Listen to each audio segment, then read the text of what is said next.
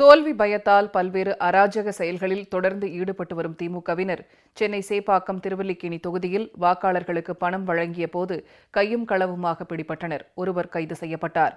பெருமளவிலான பணம் பறிமுதல் செய்யப்பட்டது. தமிழக சட்டமன்ற தேர்தலில் வாக்காளர்களை பணம் கொடுத்து விலைக்கு வாங்கிவிடலாம் என்ற நோக்கில் திமுகவினர் தொடர்ந்து பல்வேறு முறைகேடுகளில் ஈடுபட்டுள்ளனர்.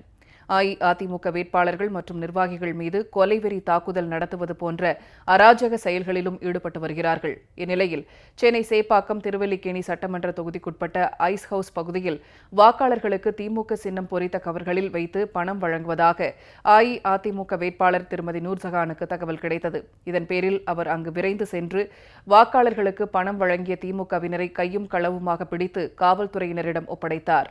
ஐஸ் ஹவுஸ் காவல் நிலையத்தில் புகார் அளிக்கப்பட்டது. ஒருவர் கைது செய்யப்பட்டார். அவரிடமிருந்து திமுக சின்னம் பொறித்த கவர்களில் வைக்கப்பட்டிருந்த பெருமளவிலான பணம் பறிமுதல் செய்யப்பட்டது. தோல்வி பயத்தால் அஇஅதிமுகவினரை தாக்குவது, வாக்காளர்களுக்கு பணம் வழங்குவது போன்ற செயல்களில் திமுகவினர் தொடர்ந்து ஈடுபட்டு வருவது வாக்காளர்களிடையே அக்கட்சியினர் மீது கடும் அதிருப்தியை ஏற்படுத்தியுள்ளது.